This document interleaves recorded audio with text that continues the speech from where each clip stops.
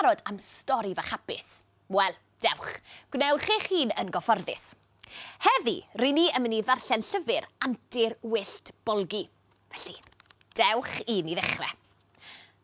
Roedd un ddiwrnod oer o Hydref ac roedd Bolgi wedi gwisgo'n gynnes yn barod i fynd ar antur natur. Gwisgodd pawb arall yn gynnes hefyd a dilyn Bolgi i'r goedwig. Yno, roedd arwydd yn dangos lluniau o fywyd gwyllt. Roedd cliwiau antur natur wedi ysgrifennu ar yr arwydd ac i ffwrdd â'r criw drwy'r goedwig. Cyn bo hir, gweiddodd Bolgi, "Dwi'n gallu gweld cliw!" Dangosodd olion traed i'r criw. Traed main fel dwylo bach bach. "Dwi'n gwybod beth yw e!" meddai Jungle.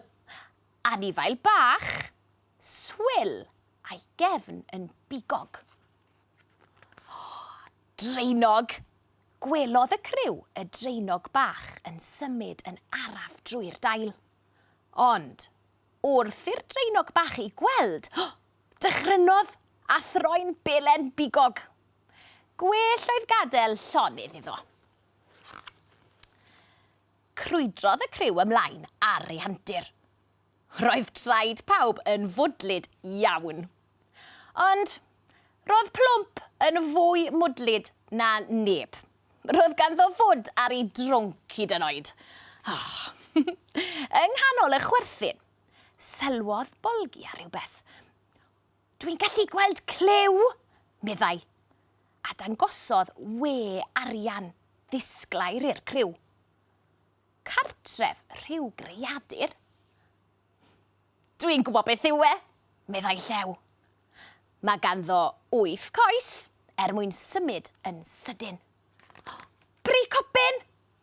Daeth y precopyn i ganol ei we i ddweud helo wrth Bolgi a'i ffrindiau.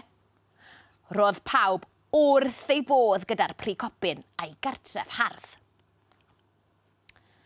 Ar ôl cerdded am sbel, sylwodd Deryn bod Cyw ar goll. "Ble mae Cyw?" holodd. Ond cyn i bawb ddechrau chwilio amdani, neidiodd Cyw o ganol pentwr dail a'i dychryn. Am hwyl oedd antur natur Bolgi. Yna, meddai Bolgi eto, "Dwi'n gallu gweld cliw arall." Dangosodd bentwr o gnau i'r criw. Bwyd rhyw anifail. "Dwi'n gwybod beth yw e," meddai Cyw. Anifail bach bywiog sy'n dringo'n uchel. "Gwywer!" Daeth y wywer allan o dwll yn y goeden i lawr at y cnau cyn cario rhai yn ôl gyda hi.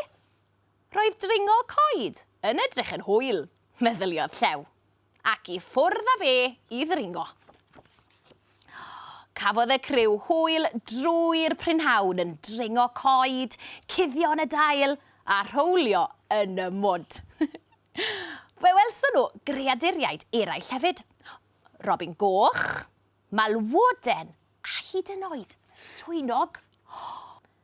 Roedd wedi bod yn ddiwrnod gwych, a Bolgi a'r criw wedi cael antur a hanner. Does dim byd gwell na chael stori fach am Cyw a'r criw, a'r antur arall draw y myd Cyw.